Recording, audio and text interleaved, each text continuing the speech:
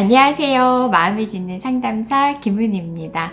이번 영상에서는 훈육의 심화편으로 타임아웃을 비롯한 다양한 벌의 유형과 기술들을 알려드리려고 해요. 지난달이죠. 10월 13일 부모의 자녀 징계권 조항이 삭제된 민법 개정안이 국무회의를 통과하면서 이제 빠르면 내년 초 정도부터는요.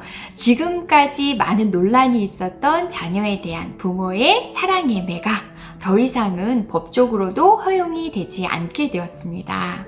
이번 개정안이 아동학대 예방에 있어서 긍정적인 영향을 미칠 것이다 라고 많은 분들이 기대를 하고 있지만 또 한편으로는 그럼 자녀를 어떻게 훈육하라는 것이냐에 대해서 의구심과 또 우려의 목소리를 표현하시는 분들도 많이 있는 것이 사실이에요. 하지만 이런 우려는 체벌을 사용하지 않고도 사랑스러운 우리 아이들을 의미 있게 교육하고 또 효과적으로 훈육할 수 있을 것이다 라고 하는 인식의 전환이 이루어진다고 한다면 충분히 문제가 되지 않을 거라고 전 생각하고요. 오히려 훈육이라는 명목으로 우리 아이들을 체벌함으로써 생긴 수많은 부작용들, 제가 지난 영상에서도 말씀드렸죠.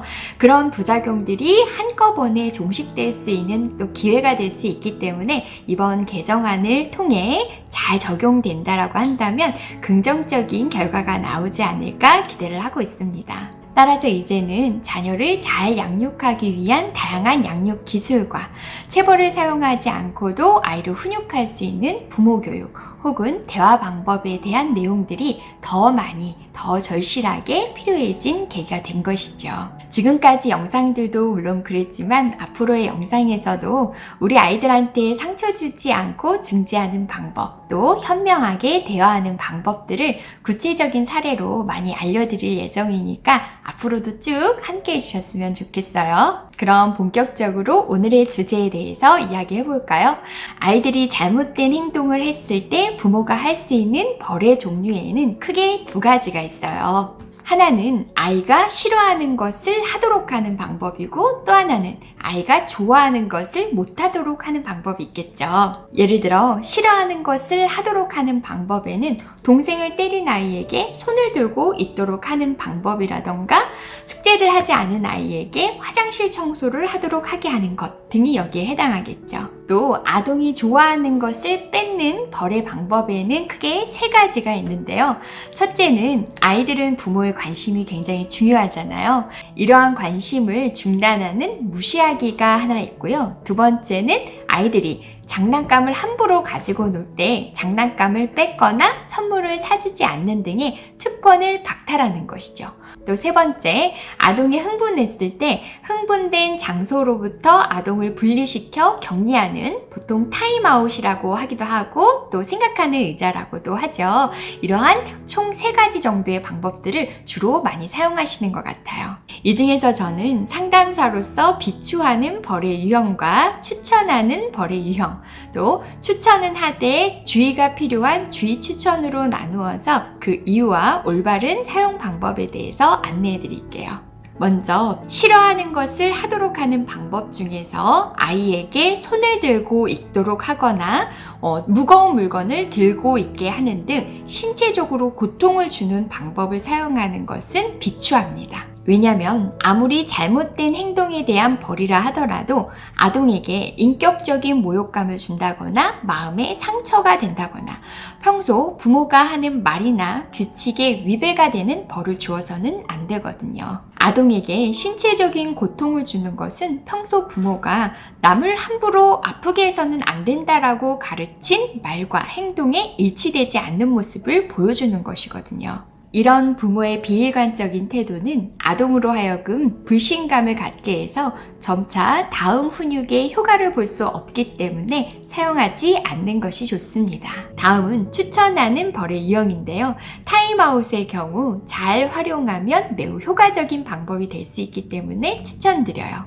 그런데 언제 어떻게 사용하느냐가 매우 중요하거든요. 타임아웃은 언제 사용하는 것이냐면요. 부정적인 감정으로 흥분되었을 때, 즉 타인과의 갈등이나 대립에서 공격성이 나타나거나 공격성이 나타나기 바로 직전일 때 사용하는 것이 가장 효과적이에요. 예를 들어 형제 갈등에서 한 자녀가 다른 자녀를 공격하려고 하거나 키즈카페, 놀이터, 학교 등에서 또래와의 마찰로 크게 소리를 지르거나 놀리기 등 분리하지 않을 경우 더 큰 사고가 발생할 위험이 있을 경우 타임아웃이 가장 효과적이죠. 왜냐하면 타임아웃의 기본 목적은 흥분을 가라앉히고 아동이 스스로 잘못을 생각해 보도록 하는 것, 더 나아가 위험으로부터 아동과 타인을 지키는 것, 또 더 이상의 격한 행동이나 잘못된 행동을 하지 않도록 아동을 보호하는 것을 목적으로 하기 때문이죠. 그러니까 아동이 밥을 먹지 않을 때, 숙제를 하지 않았을 때, 하루 종일 게임만 했을 때, 혹은 이미 잘못된 행동의 상황이 종료된 이유라서 아동의 감정이 현재 흥분된 상태가 아닐 경우에는 타임아웃이 효과적이지 않을 수 있다는 거예요. 또 적합한 때 사용하는 것도 중요하지만 적합한 방법으로 사용하는 것도 매우 중요하거든요. 타임아웃을 효과적으로 적용하기 위해서는 4가지 정도를 기억하시면 되는데요. 첫째, 장소를 정할 때는요. 집이라면 아동이 관심을 끌만한 놀잇감이 없는 일정한 장소를 정하시는 것이 좋고요. 밖이라면 흥분된 상황이 생긴 장소에서 조금 떨어진 조용한 장소로 자리를 옮겨 분리시키는 것이 좋아요.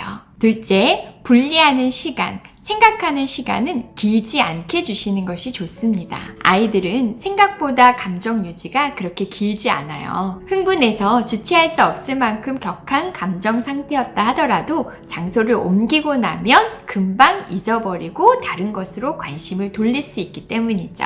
따라서 만 3세의 경우 3분 정도, 만 4세의 경우 4분 정도, 만 5세의 경우 5분 정도의 시간을 주고 다시 대화를 시도하시는 것이 좋아요. 셋째, 아동이 생각하는 시간 동안에 부모도 아동이 볼 수 있는 멀지 않은 장소에서 진지한 태도로 어떻게 이야기를 나눌 것인지를 차분하게 생각하는 분위기를 만들어주시는 것이 좋아요. 때로 부모님들 중에 아이를 혼자 방에서 생각하도록 하고 부모가 나가 계시는 경우들이 있거든요. 이 경우 아동은 외롭다는 생각이 들거나 자신이 무엇을 잘못했는지를 반성하는 시간을 갖는 것이 아니라 다른 것으로 관심을 돌려 놀이를 하고 있는 경우들이 있거든요. 따라서 부모는 아이가 보이는 장소일 때 분주하게 움직이는 것이 아니라 진지하게 함께 고민하는 태도를 보여주시는 것이 바람직하죠. 넷째, 마지막 마무리가 매우 중요한데요. 정해진 시간이 다 지난 이후에는 아이와 눈을 바라보고 대화를 나누시는데요. 왜 이 자리에 온 것 같은지, 어떤 기분이 드는지에 대한 이야기를 나누시되 감정 코칭의 대화로 마무리를 하시는 것이 바람직해요. 즉, 아이의 마음을 충분히 공감해주면서 객관적인 상황이 어떤지를 아이가 이해할 수 있는 수준으로 설명해주되 합리적인 방법을 함께 찾아가는 방식으로 마무리를 하셔야겠죠.